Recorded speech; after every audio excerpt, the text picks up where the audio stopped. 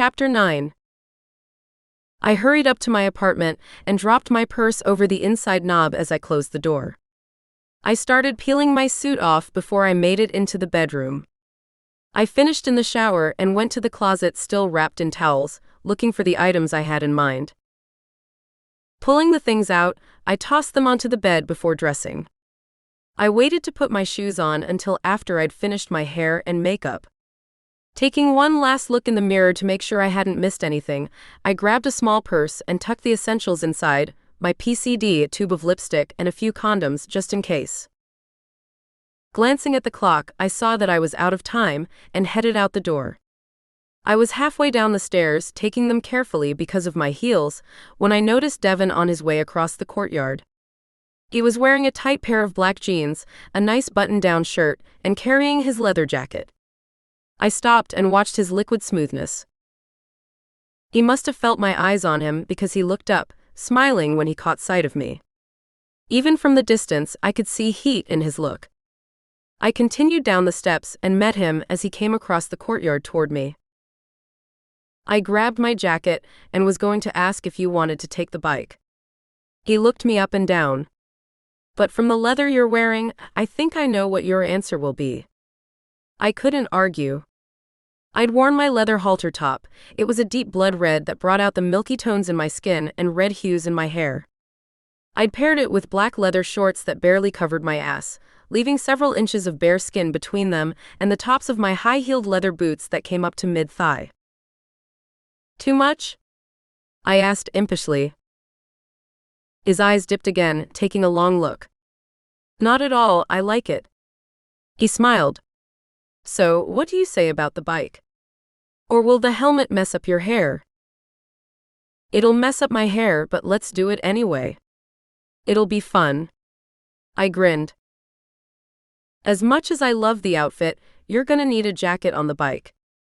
Do you have one, or should we stop and get my spare? I don't have anything appropriate for riding, so I guess we go with yours. We have to pass my place to get to the bike anyway. He motioned for me to take the lead. I passed him and headed for his apartment. I knew he was watching, so I put a little more wiggle into my walk. After several paces, I stopped, looking back at him with one brow raised, asking silently if he was coming. Realizing he was caught, he quickly caught up with me. I do like that outfit. He grinned, unabashed. I'm glad. It's one of my favorites. It could easily become one of mine too. The timbre of his voice had dropped, and I knew his jeans were tighter than they had been moments ago. We stopped at his apartment, and he quickly went inside to grab a second leather jacket and a pair of helmets. Beside the bike, he set the helmets on the seat and unfolded the coats from over one arm. Here, you take this one. He handed me a jacket and shrugged into the other. I'll wear my old one. I think you'll like that one better, it's not as long and that's your helmet there. He motioned to the one closest to me. I pulled the jacket on, tugging where it didn't want to slide easily over the leather I was already wearing, and then slid the helmet onto my head, careful not to push my hair into my face, snapped the strap and tightened it. I watched Devon climb onto the bike. He flipped down a pair of foot pegs before he kicked over the engine and waved that he was ready. I climbed on behind him, wrapped both arms around him, and held on tight. We went to a nice steakhouse, one I'd only been to a couple of times. My outfit was out of place, but neither of us cared. We had dressed to suit ourselves, not others. After dinner, we got back on Devon's Harley and went for a ride. Devon stuck mostly to fringe roads, ones rarely used by anyone who didn't live along them. I loved the beat of the wind against my face as we sped along the dark road and the rough vibrations of the engine beneath us. Afterward, I carried my helmet into Devon's apartment and saw that he'd pushed the furniture to the edges of the room, leaving a large open space so we could dance. What do you normally dance to? He dropped his helmet onto the sofa as he passed it to pick up the remote. He turned on the screen so he could find the right music. Generally anything loud and fast, but I don't know if that's what I want tonight. You trust me to pick something? Sure. I trust you to do a lot more than pick out dance music, you know that. It's good to check once in a while. He chuckled, punching buttons to bring up the music he was after. I shrugged out of the black leather jacket and hung it in the front closet where he kept it. Do you mind if I use your restroom? I knew he wouldn't care, but I was being polite. You know where it is. He replied. Do you want me to fix you something to drink? That sounds great. What would you like? Surprise me. I freshened up, fixing the worst of my flattened and wind-blown hair and checking to make sure my makeup was still where it was supposed to be before rejoining Devon. As I walked into the living room, he handed me a shot glass. Start with that, then I mixed us up something a little sweeter.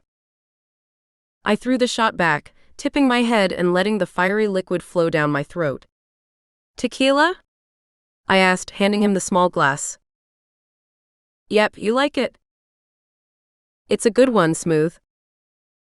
It's my favorite, a little hard to find, but it's worth it. He carried the shot glasses into the kitchen and returned with 2 tall glasses. Their contents were strangely layered, orange near the bottom blending to a deep red at the top. I frowned, trying to figure out what it was. What is that? I finally asked. It's called a tequila sunrise. He handed me one. They were really popular about 50 years ago. An army buddy introduced me to them, and I thought you might like it. It does look a lot like a sunrise, I admitted, taking a small sip. Oh, tart. That's the grenadine on top. There's orange juice and tequila in there too. Stir it up, the flavors blend really well. I used the small straw in the glass to stir the drink until it was a solid color, and sipped it again. This really is good. I gave him a sly look. Hey, I thought you big tough army guys didn't do mixed drinks. Shooters and beer were okay, but mixing things into them made them girly drinks. He grinned. I didn't say it was a guy. I laughed. You got me there. I took another drink before asking. Are we gonna dance or what? Yeah. He set his glass down and aimed the remote at the screen, making the first notes of electric guitar music swell to fill the room. Not exactly club music, but I thought we could start here. The beat was fast, and I closed my eyes and stood. I let the music draw me in before starting to move to the rhythm vibrating through my body. I took a long drink and set my glass down before turning back to Devon. I danced closer to him, intent on getting him to come dance with me. I reached and pulled him closer, but not against me. The music was still too fast for that. We danced for several songs before I stepped away and reached for my glass. I need a few minutes. I took several drinks, enjoying the feeling of the cool liquid flowing down my throat. All right. He went back to his drink and picked up both it and the remote so he could turn the music down. Come sit down for a minute. He led me to the sofa he'd pushed up against the wall when he'd cleared the floor. I sat down beside him and continued sipping my drink, still swaying to the music. I leaned over and put my head on his shoulder. This is fun, thanks. I'm enjoying it too. This is a side of you I hadn't seen. I sat up and looked at him. Does it scare you off? Do I look like I'm running? He challenged. I'm enjoying it, and where did you find all that leather in our small, upstanding town? Devon knew as well as I did that most of what I was wearing just wasn't available in our town. I got the boots at a little boutique on Main Street a couple months ago. I took another drink. Actually, I'm surprised I found anything this tall, but they were what I was looking for, so I didn't question it. Anyway, I found the top in Tucson. I'd gone over to see Payson, and while I waited for her to get off work, I did some shopping. When I found it, I just couldn't pass it up. I'm glad you didn't. He ran his eyes over me again before he grinned. I drained my glass and put it on a nearby table. I'm glad you like it. I stood up again and lowered the zipper between my breasts a couple of inches. "Wanna dance some more?" I asked, my voice low and breathy. "Oh, hell yes." He stood and pulled me close. But this time, I thought we'd do it a little differently. He aimed the remote again and the music changed. It was slower, smoother. Devon held me against him as we moved gently to the soft beat. I wrapped my arms around his neck as he kept his around my body, resting gently on top of my ass. I enjoyed the feel of him against me for a couple of songs, then I was ready for more. I stretched up and kissed his lips gently, just a soft pressing of my lips against his. I slid my mouth down the side of his neck, scraping the sharp edge of my teeth along the large vein that ran just under his skin. Before pressing a kiss to the vein and could feel his pulse beating against my lips. I slid my hands down and around his waist, pulling him against me. I trailed my mouth down and used my teeth to tug at the collar until he reached up and unbuttoned it. "Good?" he asked softly. "One more," I said huskily. "That's good." Once he had the buttons free, he put his arms back around me, only this time they stayed there. I ran my tongue and lips along his collarbone. Letting my hands drop to grip his butt, I pulled his hips tight against mine while I rolled mine against him. His arms curled up over the bare skin of my back. His calloused hand smoothed gently over my skin, sending shivers through my body. I reveled in his touch, letting my head fall back. Devon took advantage of my loss of control. He kissed the line of my throat before lifting me back up and kissing me again. He coaxed my mouth open, teasing and enticing me at the same time. His hand slowly slid down my back, over the leather of my top and shorts, until he cupped my butt. He lifted me against him, pulling me harder against him. I growled low in my throat as I felt his long stiff rod pressing into my belly. He slid one hand down and pulled one leg up over his hip. His other hand lifted me off the ground from where it still gripped my butt. I felt him walk a few steps, then my mostly bare back met the cool plaster of the wall. I cupped his face, pulling him deeper into the kiss with me, my tongue tangling wildly with his as small eager noises escaped me. His hand slid up my thighs, smoothing along my skin until they reached my hips and the leather that encased me there. He ground his hips into mine, pinning me against the wall with them, as he leaned his upper body slightly away, never breaking from the kiss. He finished unzipping my top, and I felt a flash of cool air on my breasts before he covered them with his hands. He gently cupped them while rolling his hips, grinding his still confined erection against the heat at my core. I slid my hands into his hair, curling my fingers in the shaggy locks, and pulled him deeper into our kiss. We stayed that way for several minutes, the songs changing around us barely registering through the haze of desire. I was happily pressed between Devon and the wall, our mouths dueling as he kneaded my breasts, and occasionally ground his hips against mine. When he started flicking his thumbs back and forth over my nipples, I broke the kiss. I pushed at him while gasping for air. "Not here." My voice was husky with desire. "No problem." Devon backed up and eased me onto my feet, making sure I didn't wobble on my heels and fall. He pulled my open top off my body and dropped it to one side as he led me to the sofa and gently pushed me back. "Sit." I raised one brow but did as he said. I sat down, comfortable in only my boots and shorts, and looked up at him, waiting to see what he had in mind. He never looked away as he finished removing his shirt, dropping it on top of mine. He kicked off his boots and socks before crawling across the floor on his hands and knees, the look in his eye pure predator. "I've wanted to do this for a long time, and since I spotted you standing on the stairs tonight, I've thought of little else." He reached up and unzipped my shorts. "Can we get these off over the boots?" "Should be able to." I stood and let him slide them down my hips, taking my underwear with them. Devon carefully pulled them down and worked them past the tops of my boots. He slipped them all the way off and tossed them at the growing pile of discarded clothing. "Do you want my boots off too?" I looked down at him with eyes only half open. If I wanted them off, I wouldn't have gone to all the trouble to keep them on. He pushed gently on my belly, urging me to sit.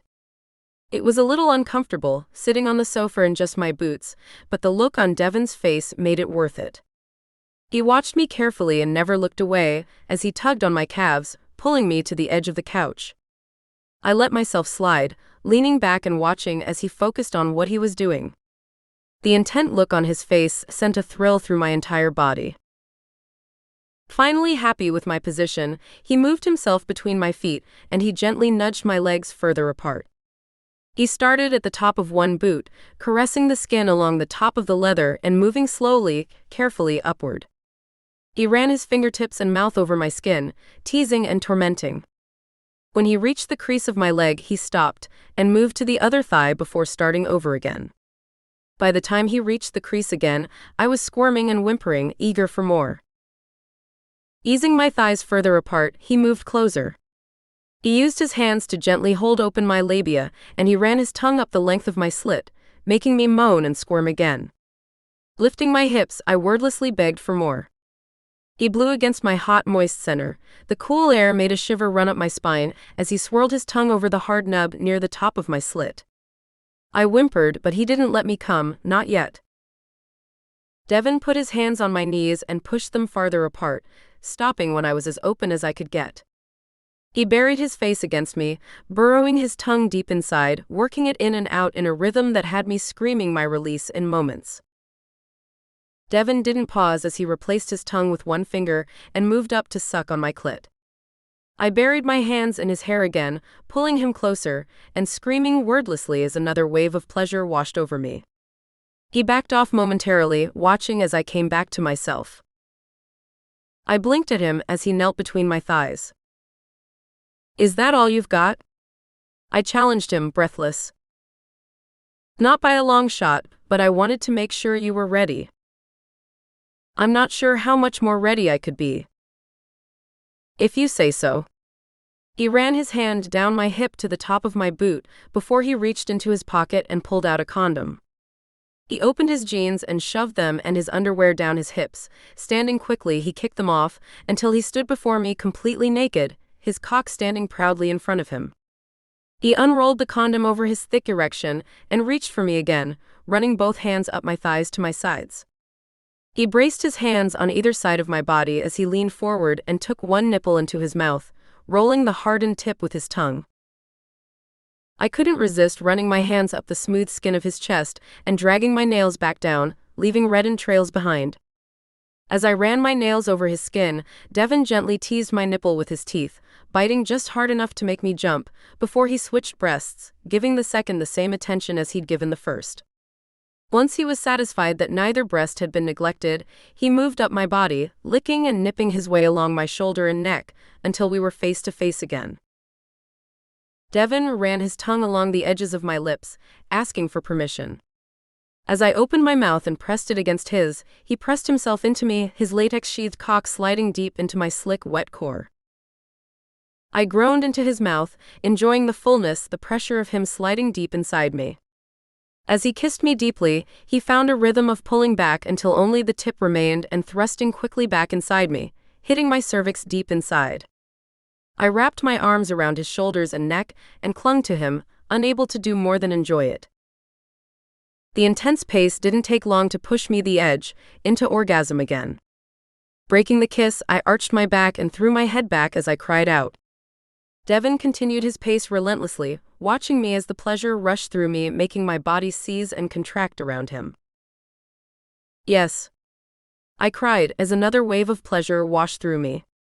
"More," I begged, knowing I would come at least one more time when he did. My fingers curled, digging my nails into his back, and I felt his tempo change, nothing big, but I felt it. He was moving a little slower, a little more deliberately as he thrust inside me, the strength of his thrusts just a little harder.